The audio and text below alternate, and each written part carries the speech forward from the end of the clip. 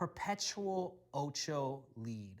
Like, stop leading a million ochos, right? No one likes that, right?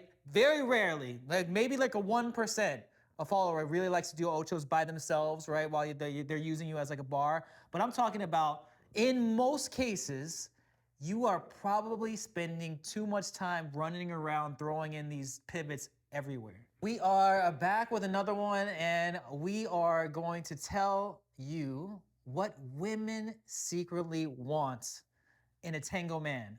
We are going to give you all the pointers and all the things that you should do to get better so that you can be the person that all the tango ladies want to dance with. Yes? So Rob, where should we start? Well, I think we should start with the thing that every lady wants a man to have. They want a man with a plan. And that means have a goal. Don't just go out there and be like, oh, I'm gonna do some classes. I'm gonna learn this, I'm gonna learn that, right? Really have a goal. Like, what do you want out of tango? And what do you want out of this? Are you just gonna be like a hobbyist? Like, cause ladies want more than just a hobbyist. That's true. They all like women respect any man with a plan that goes tango or not tango. And I think that when they see that you have a direction and that you have a future goal in mind, I think that really sets you off well. Like, for example, like looking back now, I didn't realize it, but we actually had some really early on strong goals and plans for our tango Yeah. that most people don't. I mean, me and Rob both competed early on, and I know some people are out there like, yeah, it's not all about tango competitions and salon, whatever. But just having that in mind, right? Just having something to strive for, really, really powers you through and actually makes, especially women, respect you more. Yeah, not even that, but it's also like, going through the whole idea how iron sharpens iron, It's like, even if salon might not be your style, it gives you a deadline. I mean, you can have a goal. Like, everyone's goal is like, I want to be a better dancer, right? But you need deadlines. You need something measurable. You need what we are the whole corporate thing. You need a SMART goal. It has to be, it has to be I think it's a goal that actually has some social equity. Yeah. Like, so it has some social value.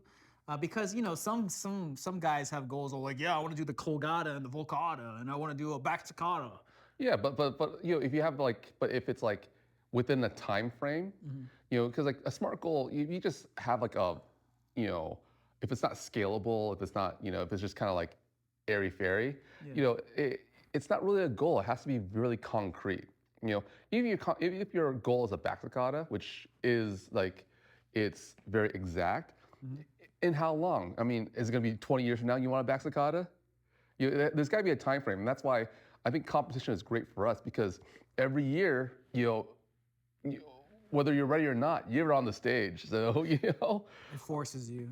Yeah. So time-oriented goals is a big one, because I think it really tests you, and it gives you puts fire under your butt that you have to really just go for it. Well, and there's a result too, Yeah. right? Because who says like, well, you did the back staccato, but did you really do the back staccato? Is another question. Yeah. Was it led well? Yeah, Was it, exactly. Yeah.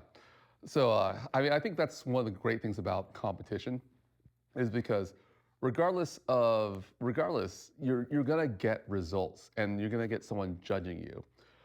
If you can go out there and going with the back staccato thing, if you go out there and you have people give you real feedback, like, did it feel comfortable?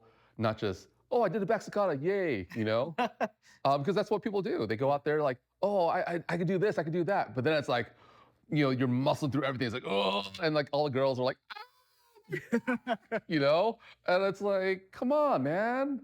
What are you doing? Well, I can hear people now saying, well, Rob, I'm a social dancer. I don't care about competition. I don't want to go stage route. I just want to be a better social dancer. I want her to dance with me. Well, you know what she wants? Yes. She wants titles.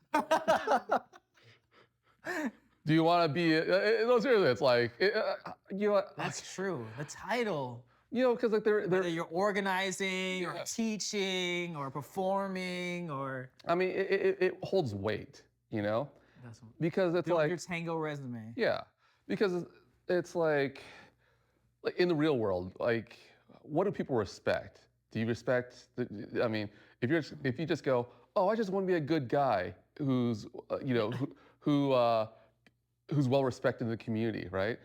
Anyone's a good guy who's well respected in the community, right? Mhm. But if you go out there, you're like, oh, you know what? I'm a CEO. Different story. Yeah. Oh, you know, I'm the pastor of a church. Mm. Different story. Like titles hold weight that people look up to, Mm. and it's not a self-appointed title. It's a title that people respect. You know, if you're a self-appointed teacher, you know, unless you have a lot of people under you and people just go, oh, this guy's a great teacher, then you get that respect, and then the title actually means something. But you can't just like self-appoint the title. Okay, and even if you can't get a title, we're here for you as well. The next thing you can do is find your pack. You have to have a tango pack, Yeah. right? Especially as a guy, right? There's not a lot of lone wolves that make it out there. Like it's very hard to be a lone wolf, Yeah. right? You have to be affiliated or associated with some kind of teacher or a school or something, right? You can't just be out here soloing it and trying to make it through. That's gonna be a very long and arduous road. Well, okay, so here's a little part I'm going to disagree with. I mean, yeah, you can be part of a pack, like, you know, I'm like a member of this school. Yeah. But I think what really matters is not necessarily the pack, which it kind of lends itself into it. Because I never really belonged to a pack per se. But you found a pack of people. I found a pack of people, but I would say what really matters is your social network. Yeah, that's a pack. Yeah, but when you say pack, people are gonna go, oh, I need to belong to a school and be in that umbrella. You know, I would say like, no, you need to be able to be familiarize yourself and have standings with your peers, Yes. and that's a social network. And this is why tango becomes cliquey, honestly, Yeah, right? and because like everyone wants to be in the in crowd. Right. So once you're in the in crowd, whether it be, you know, you have the resources to be in the in crowd, you have friends in the in crowd who invite you in. Right. Whether I hate to say it, whether you look good, so you're invited into the in crowd. Hey, you know, I mean, there are some good-looking guys out there. You got that nice jaw. You know, Still jawline. you know, I mean, you're gonna be in that in crowd a lot faster than someone like me with a belly here. So, you know, it matters. Well, appearance also matters since you're bringing that up. And something that helped all guys out there is the way you dress. And so when I started, I feel like you tear up when you first start, right? You start at like a really high level, like dressing up wise. You take it seriously. I think I wore like a vest all the time, and a dress shirt all the time, and like really like that. That was like the baseline for me, right? I feel like all people, especially guys in tango, they start out really formal, I would say, and then start to slowly casual it down, maybe. Yeah, but I would say that uh, I don't want to say like, I mean, because I still like suits. Good you know? suit, yeah, the good suit. Women love uniform. Yeah, but I think the thing with the suit is that you have to. You gotta own the suit. Yeah, You gotta yeah. own it. It's like You yeah, it's like can't be some imposter in a suit. no, I know. It's like the suit doesn't make the man makes the suit. Right. You know, so you have to understand how suits work. You have to have you can't just go out there and buy something off the rack. I mean, you can if it fits you well, but you have to understand the drapery. You have to understand if it fits you well. You can't just buy Dolce & Gabbana because it's Dolce & Gabbana. You have to know that it fits you well. Maybe like, you know, Suit Supply fits you better than Dolce & Gabbana, and that's the thing. It's like Fit matters. fit matters. It does. You know? It does. Yeah. And I feel like women are way more. They say men are visual, but I feel like in tango dancing, women are very visual. And I talked to some of my friends, and they're like, "Oh, I want to. He looks like he's really good." Like, and they're so much more visual. Where I'm like, well, I wonder how they feel like. You know, I'm Yeah. never like impressed.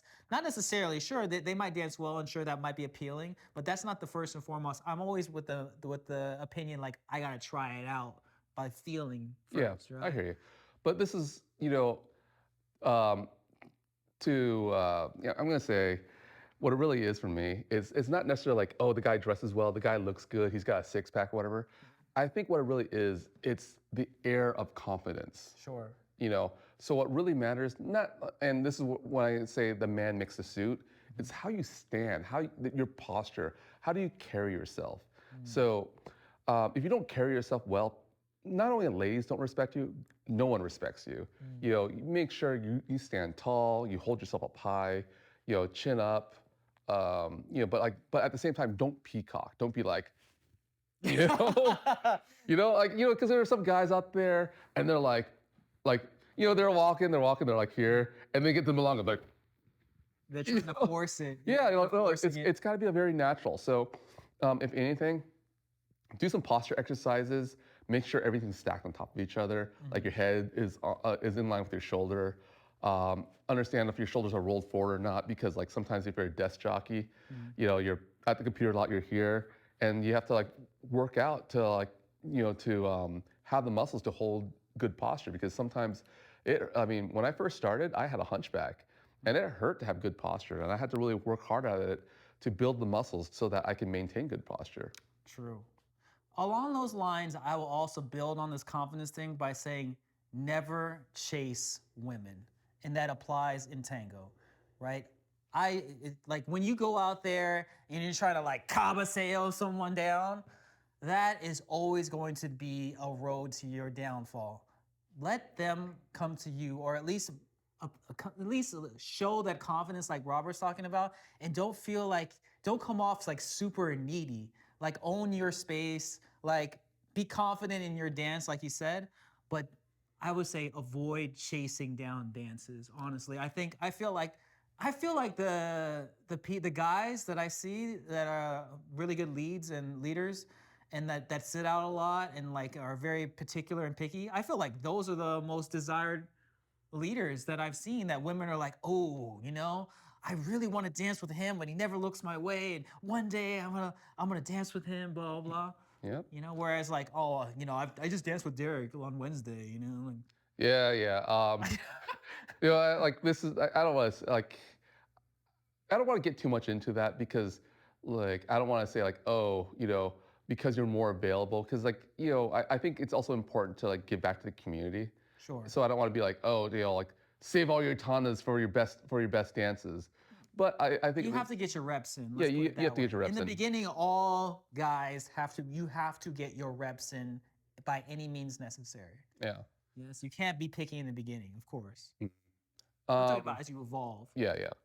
I think, in a sense of confidence, I think it's a little different. And I wanna put a little more detail in that minutia of don't be chasing a woman, And I think that it's okay there's a difference between approaching and having the confidence to end the approach, chasing and like chasing so aggressively. Like it's different when you have a plan. Like, when you go up to someone and go, hey, I'm Robert. I think you're a great dancer. Let's go dance. That's very different from, do you want to dance now? Do you want to dance now? Hey, you're not looking at me. You're not looking at me. Yeah. Like I'm free tomorrow and the day after and the day after. You see, it's very, very different. Yeah. And if you just go up to someone and like, hey, I like the way you dance. You want to practice sometime? Very, very different. That's true. So it's not, to me, it's not necessarily about don't chase a woman. Approach them. Approach them with confidence. Know what you want, because again, everyone likes the man with the plan. Approach them, but don't go and be desperate, and don't be super needy and like you can do everything for them. In a sense, there are hunters and there are fishers. I'm more of a fishing type, of course.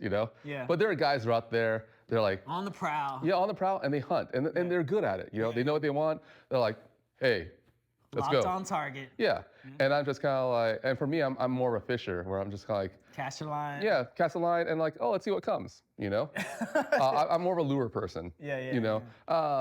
And that's just who I am. Okay. That works for me. Some people are hunters, some people are fishers. Okay. Well, besides the confidence and the personality and the approach and the appearance, what about the actual dance? Now, one of the things that I will keep in mind when giving this advice, many of these mistakes I have made myself, and Robert has made himself as well.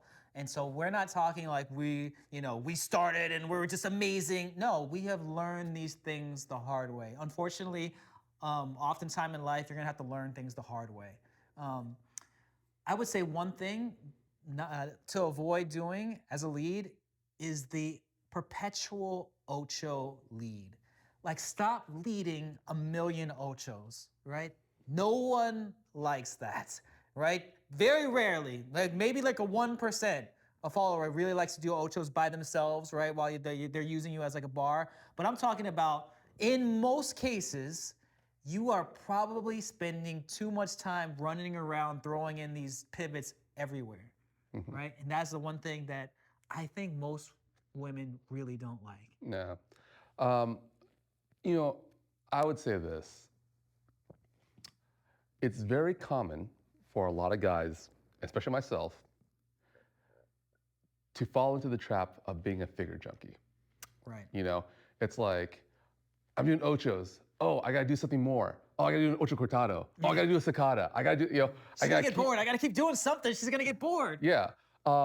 And those things aren't bad. Staccatos are not bad. I'm not saying don't do them. I'm not saying don't do ochos. I'm not saying don't do any of those things.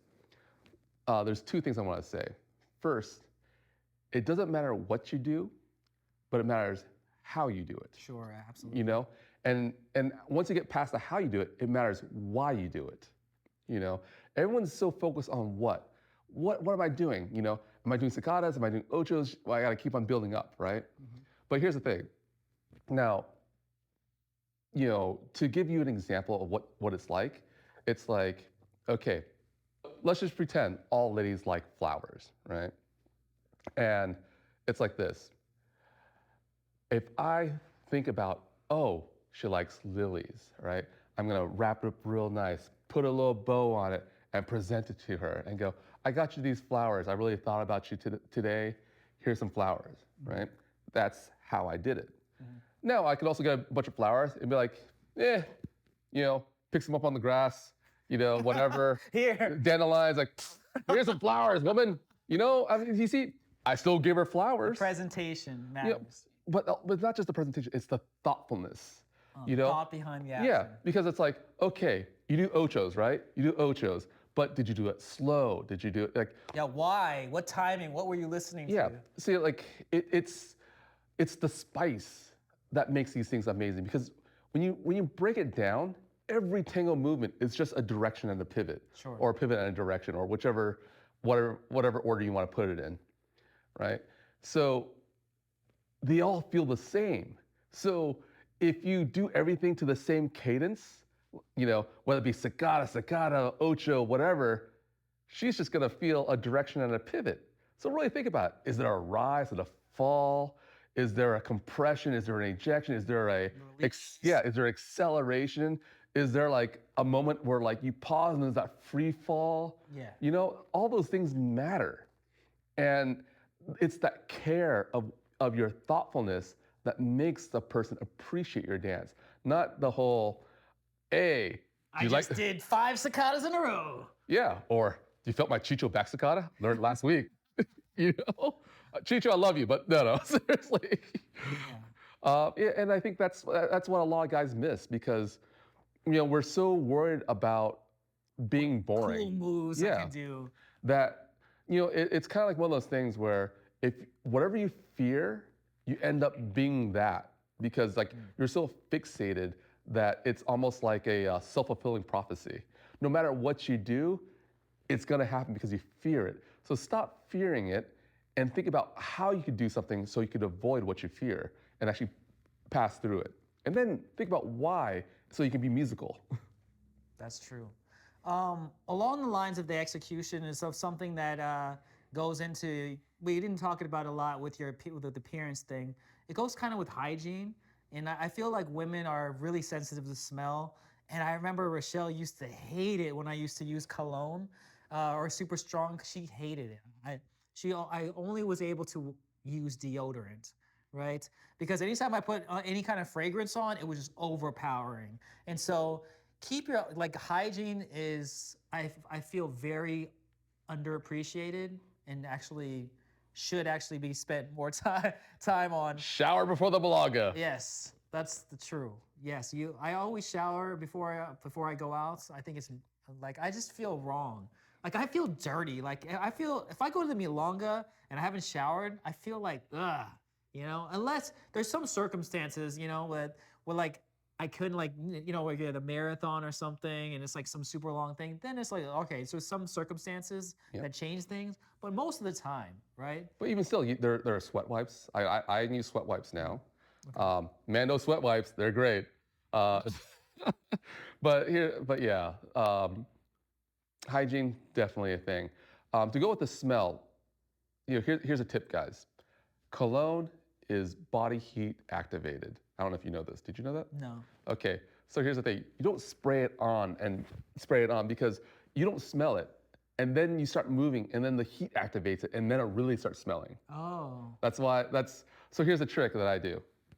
Take a spray, like one spray on the wrist, right? Rub it to your wrist, then rub it here, and that's it. You won't smell a thing, but as you warm up, it's heat activated. So then the smell comes out, and you want it really subtle. So 2 spritz is all you need. One on the wrist, rub it together, on the bottom of the neck, boom, boom, you're done. Pro tip. Nice. I will also say that we talked about the green flags for followers. I will say that if you can work on your embrace and understanding being sensitive to the follower and what might be comfortable for them and uncomfortable for them with your embrace, I would say is a huge one for all guys to kind of try to understand what this might feel like for the follower. Right? Whether how hard am I supposed to grip here? Like what is the, you know, how do I release tension? How do I breathe within the embrace? I think that those things are pretty crucial. Yeah, and I would actually say to add on to that, a lot of guys think tight embrace means smash. You know, like, oh, you gotta take her in, right? And you do this, right? For me, I actually think about wrapping around. So Like encompassing. yeah, and one thing that I practice a lot is pretend, you're pushing 2 walls out, right? So then what I'm doing is I'm activating my lats, my back, and my shoulder blade muscles to like stretch apart, and I have that in my mind. That makes I can wrap around the person more and have it tighter without it being like smashed in like an Iron Maiden. So understand your body and what it's really doing, and focus a lot on the back muscles because the detail on the back muscles, people don't really talk about it much. And you always hear about lead with your chest, right? And then people just kind of smash in this way. Yeah. But really I'm wrapping around. I'm opening up. You might hear the whole spread your wings, right? What does that mean? It means like your shoulder blades are coming more apart, so then you're wrapping around more. If you focus on that, it's going to take you a long way. Oh, you know what I forgot to mention when we're talking about clothing? I forgot to mention that I've been super into just super soft anything. Shirts, you name it, right? Anything soft material, I adore. And to me, it has to be comfortable and soft. And I've found that women really appreciate that, actually. They appreciate the softness of my shirt. And so I've been finding the softest shirts possible. And it actually does matter. Like some of the suits that people wear, like the material it's made, it's scratchy, it's rough.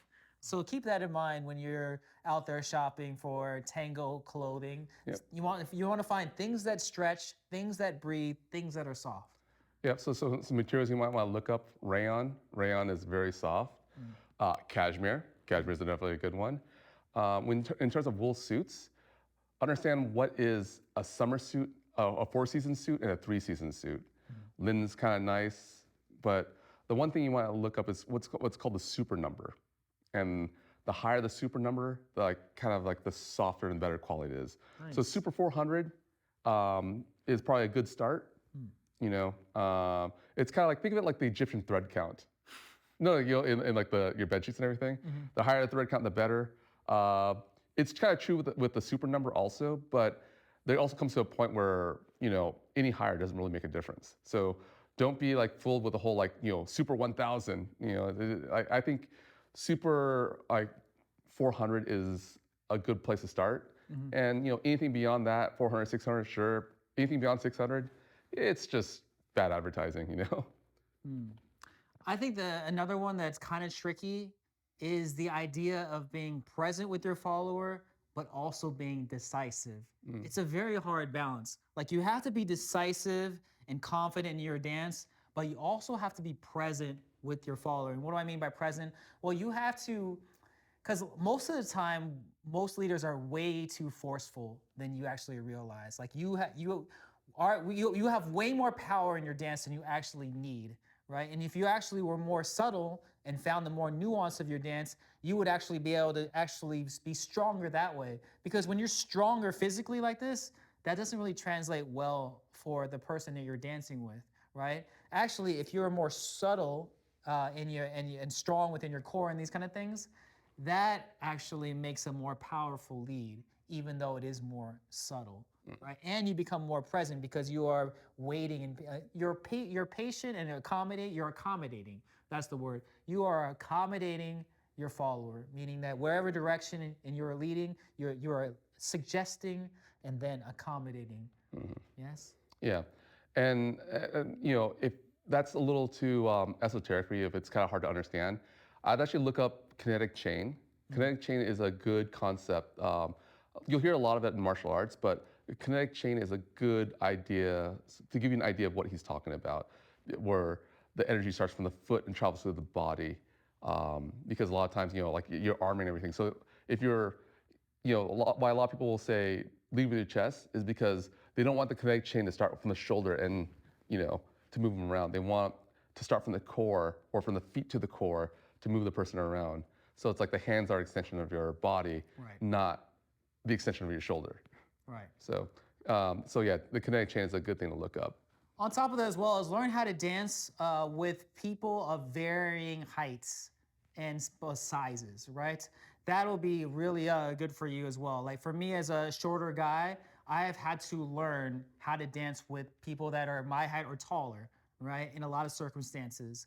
And it is a different lead, right? It is a different skill set to dance with someone who is shorter than me, my height, and taller, right? The technique is the same, but there is a little nuanced details in there that you will have to discover for yourself. It's hard to explain personally, right, in words. But there are certain things like finding their access points, right, figuring out where they move, right, at certain point, like certain areas. That's all different depending on the person's height, because the way you connect might be at different levels. Yep. Right. To add on to that, I think so. One of the things that I like to do is I call it finding the person's natural movement or finding their natural flow. And because if you think about someone who's shorter, right? Of course, they're going to take a shorter step. So you don't want to like drag them because you got long legs. Like, oh, we're going to do this long step. So Right. kind of work within. It's really good to work within the leg's limitation and work within that, and not just try to like muscle everything through. And so as I move, I try to find what's her natural length of step, what's her natural pivot, what does she like to do, because you can kind of feel that out because especially when the long pauses, Yes. you can kind of feel that what does she really want to do. Take a longer pause, for goodness sakes. You know? Yeah, but how do you do that? Take a longer pause by embracing those changes of weights, right? Take time, just settle in, right? Even though if you're moving very slowly, learn how to vary your tempo changes. How to move very slow in slow motion, how to move quick, how to like do different forms of variety. It's not about the sequence, because we're talking about the figure junkie.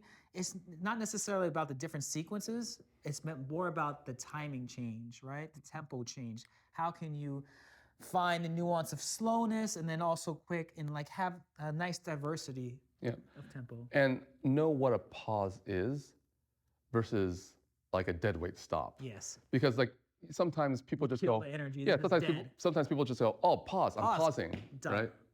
But it's like the pause we're talking about is like, it's almost like the limit of slowness. Yes.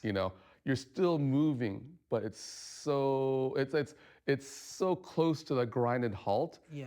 that you can pick up and keep on going. That there's still something there. Yeah, it's like the water is like moving beneath you. You know, like when you're standing on the ocean and the wave goes past you, and you feel that drift, that feeling right underneath you. It's kind of like it's still flowing. Maybe we should call it drifting instead of pausing. Drifting. No, because you know what, to me that makes more sense. I get it. We call it pause because there's that pause in the music and whatever. Yeah. But that drift, to me, it's like that gives, because when I first heard pause, I'm like, Stop. Freeze. I It's a know. freeze tag.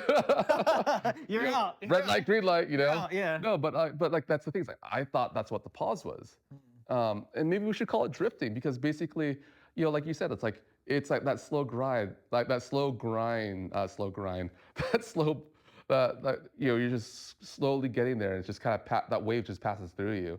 In a sense, you kind of drift to the next movement and until you start your engine and go to the next thing. Sure. And so maybe we should start calling it drifting.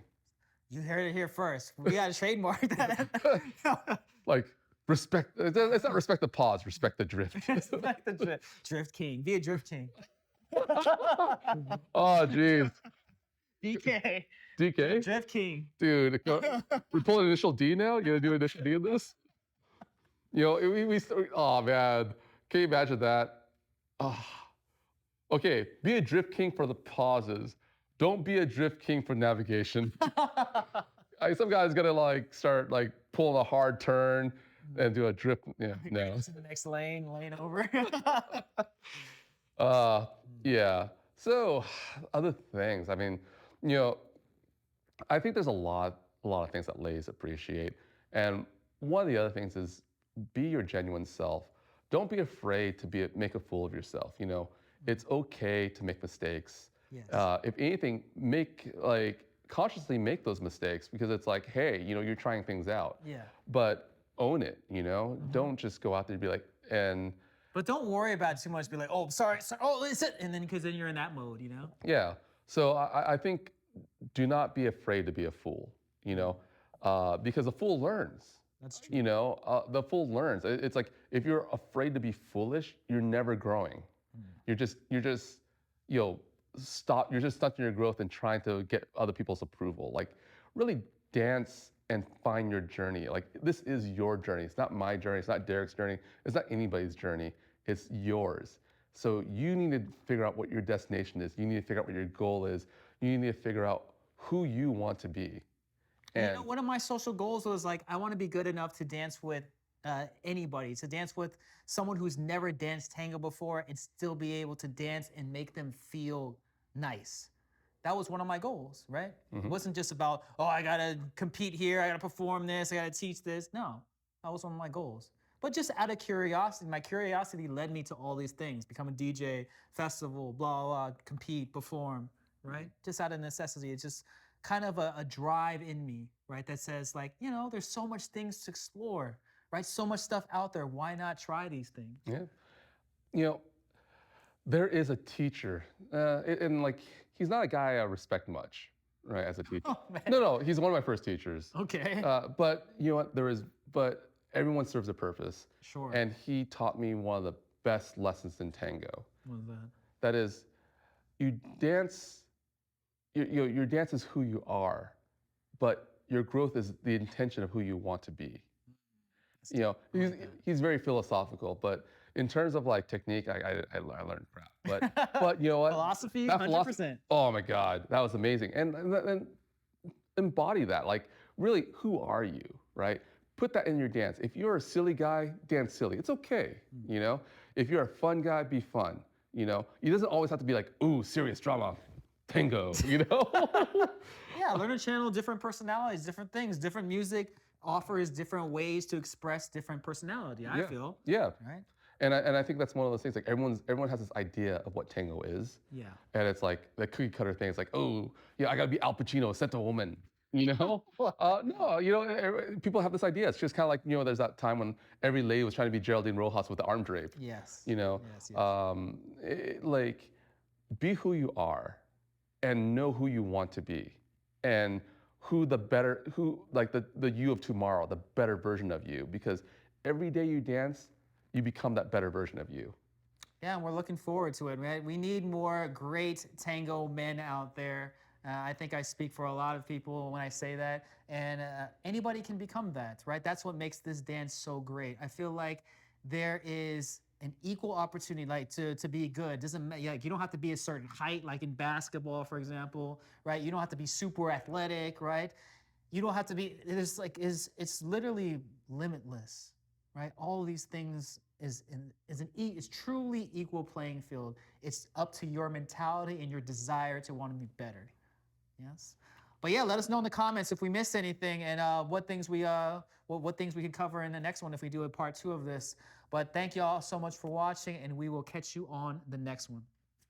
Thank you for joining us for another episode of Left Foot, Right Foot. If you can, click the subscribe button and the notification bell so you can keep up to date with us on our newest content.